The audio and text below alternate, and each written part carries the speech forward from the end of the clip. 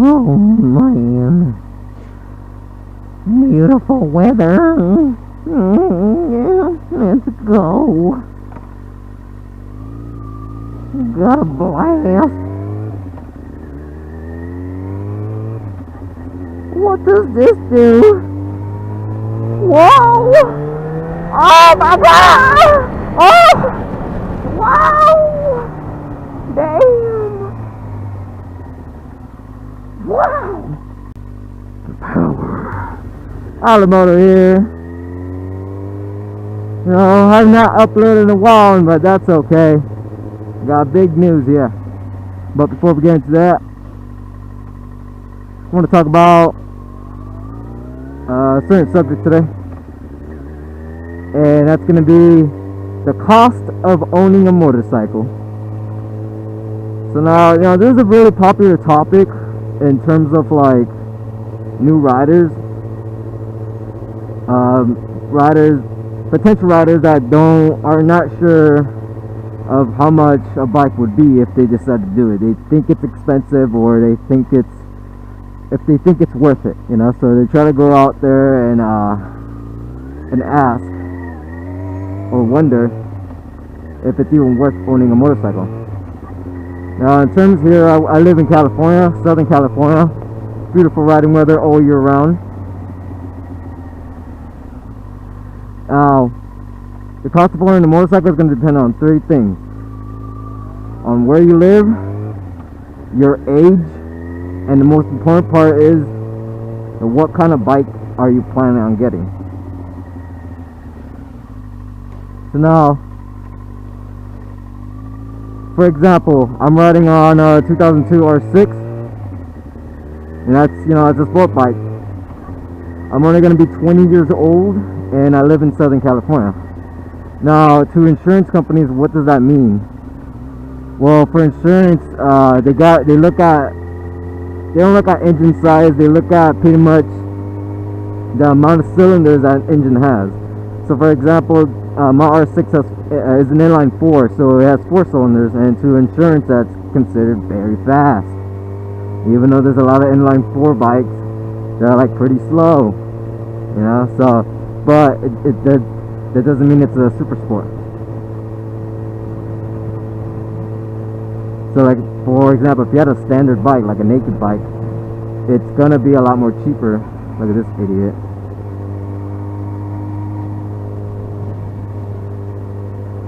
Anyways, so if you had a naked bike, it'll be a little more cheaper because, you know, it's a lot of naked bikes are inline 2s, or just parallel twins, or just single cylinders. And if you have a dual sport, it'll be a little more cheaper because most of them are single cylinder anyways. So when you got a single cylinder bike, you're not going very fast.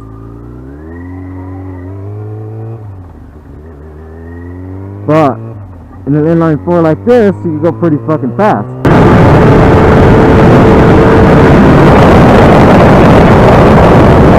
Excuse my language.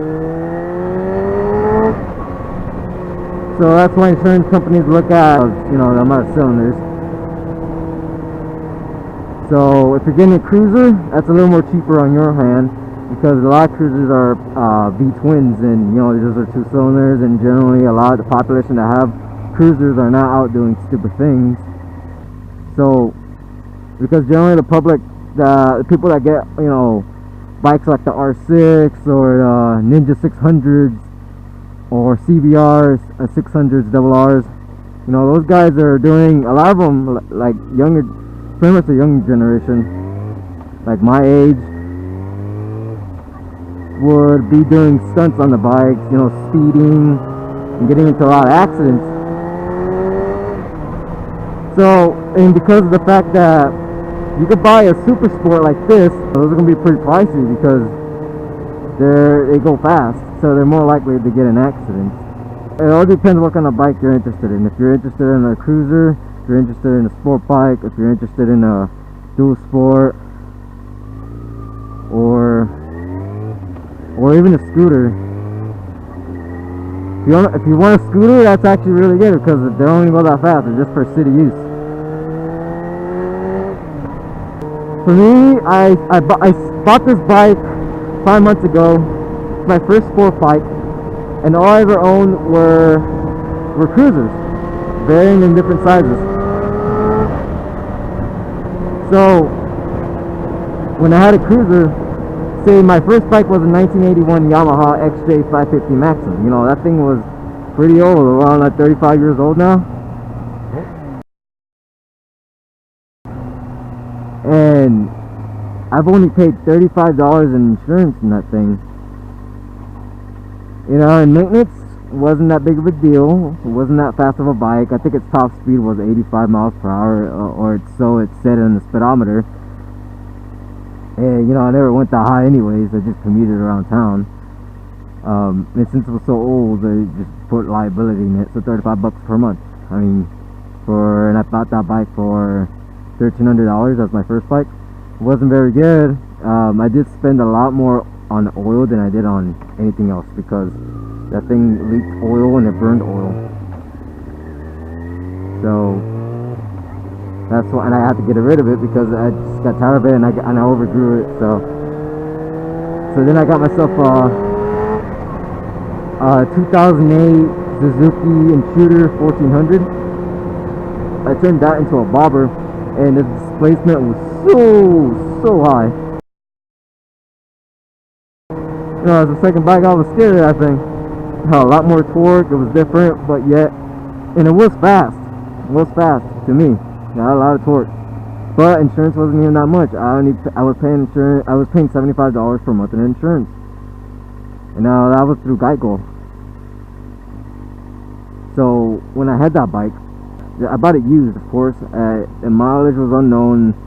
The owner told me that I had like 40,000 miles on it, which I don't know if that was true, but it felt like I had more. I was paying a lot in maintenance because the thing wouldn't idle. It was in the shop for a lot, so I just had to get rid of it. And also the gas was horrendous. I'll be spending a lot more money on gas, so it's completely opposite of what I was doing with the first bike.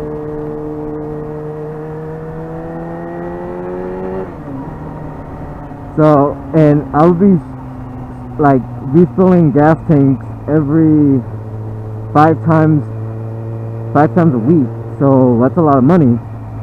That just keeps adding up. And yeah, you know, you do save a lot more money on motorcycles than you do on cars generally, like in gas. But in terms of like maintenance and stuff, you do have to keep up with it a little more rigorously than you would in a car. In a car, you can get away with, you know, that doing a lot of things and still be okay. But on a bike, it's kind of hard to get away from some stuff when you're doing maintenance, because you know, you only have 2 wheels, and the only thing keeping you from the ground is basically your bike. So when you gimp on, you know, maintenance, you're basically, you know, risking your own life. So a lot of people telling you, oh, motorcycle is dangerous. You're creating another danger to yourself by not maintaining the bike. So some of the examples would be like, you know, not lubing up your chain and not cleaning it, not maintaining it. So then your sprockets get all worn out, and your chain gets worn out, gets stretched, it's too tight. You're not doing the job right. You're overall not doing maintenance on the bike. You're not changing the oil. You're not doing anything. So one day you're going down the freeway at a high rate of speed, and guess what? Your chain snaps, and the chain starts wrapping around the sprocket, and there goes your rear wheel skidding across the road, and there goes you. So back to the cost of a bike. So it's all going to depend what kind of bike you want, whether it's new or used. So if you want used, you're going to save yourself a little bit more money, because first of all, you don't have to pay any fees, no dealer fees, no full coverage insurance, because you don't need to finance it, and that's a good thing. But a bad thing is that you're buying it used, so you don't even know what's the history of this bike. You're not sure about it, so you can only rely pretty much on what the owner is saying. But you can get away with that if you have, like, if you know what you're looking for. You do a lot of research on the bike before you come and see it, or you bring a mechanic or a buddy that knows about bikes or is a mechanic, and knows what to look for, and he can tell you very much what it needs and what kind of price it pretty much wants to them. And it also helps if they ride too. So if you got that, you're good. So you'll be able to save a lot more money and not do what I did, because my first bike, I bought it off, you know, instinct and nostalgia. Like, oh my god, it's my first bike.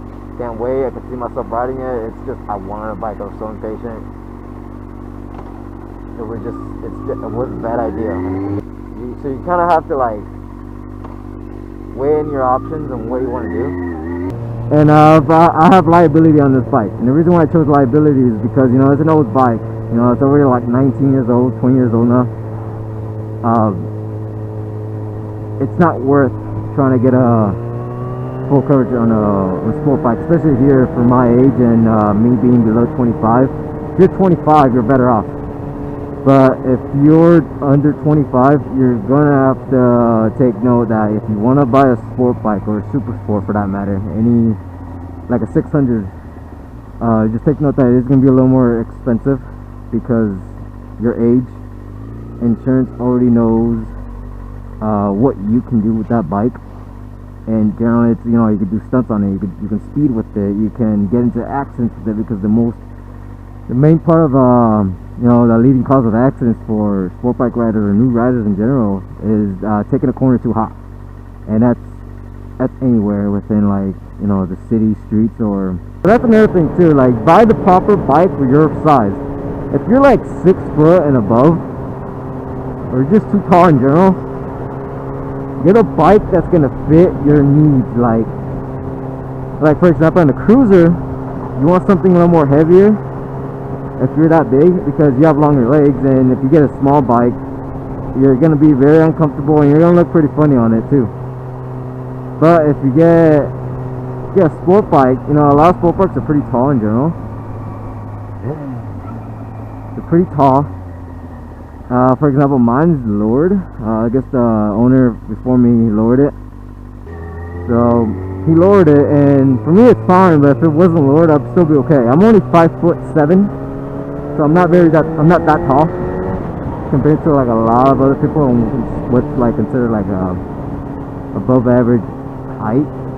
And I only weigh 145 pounds, so this bike's fine. This bike's perfect. So right now we're gonna go on the freeway right now on the 605 here in California. When I did have a Harley, I did crash that. I bought that new. Oh, it was new to me. It was a 2015, and it was from the dealer that I was working with. It was worth $11,000, and I'm still. No, I paid it off, of course. And after I crashed, I had no insurance, so there was no way I was going to afford to fix it.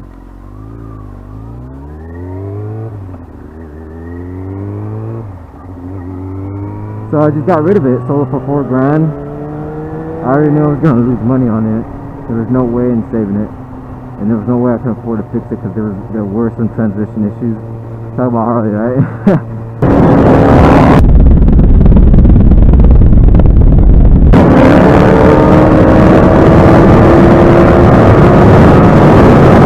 So back onto pretty much the cost of the motorcycle. The cheapest, I have owned a Suzuki S40 or an LS650 or a Savage, whatever you want to call it.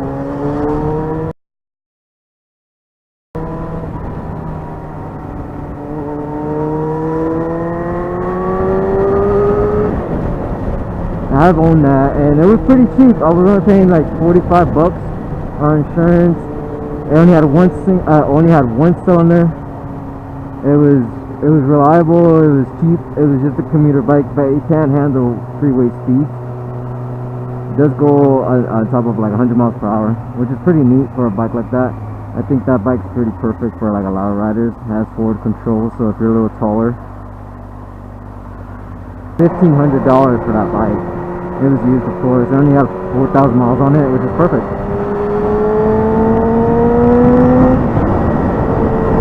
But there was no way for me to have that bike in terms of like if I wanted to do highway like this, it wouldn't be that comfortable. So this one's perfect. I take it to Lancaster to see my girlfriend, and it looks just fine. And I wouldn't do well if I had like a beginner bike like that. I wouldn't call it a beginner bike because back then you wouldn't consider it as a beginner bike. But back to the subject. This bike, I'd say this bike is one of the most expensive bikes I've owned, because I just did a huge tune-up on the bike. That's one of the big newses. I did do a valve clearance job. I cleaned the carburetors.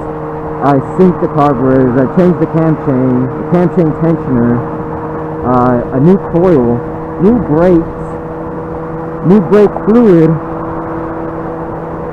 you know, and new spark plugs. Now, I didn't do all that myself. I had to take it to the shop, and that cost me $1,000 to do.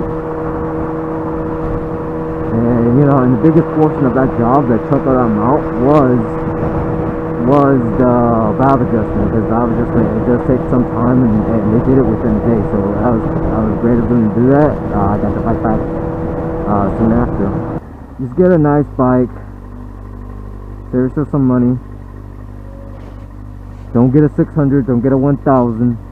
Now I know there's gonna be some people saying that, oh, I started on a 600, or I started on a Hayabusa and I did just fine. Well, good fucking for you. I personally don't like to recommend, you know, that kind of a size of a bike for someone that's new. That's stupid. I've seen too many people crash on bikes like that, and they're new.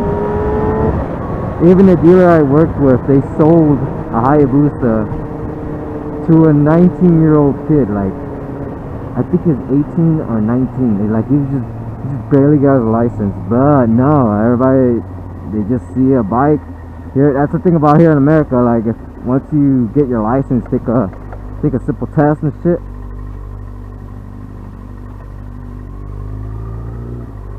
and you can basically ride wherever the fuck you want.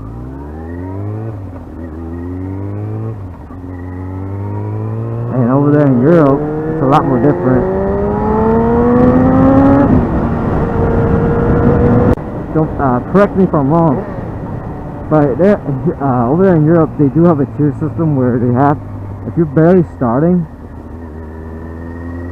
then you would have to like start on like on a 125.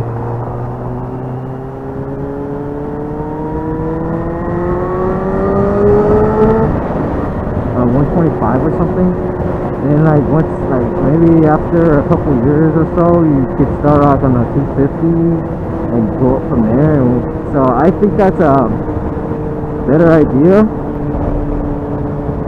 But over here in America, we got a lot of ego, we got a lot of freedom, we got a lot of freedom, more so bitches.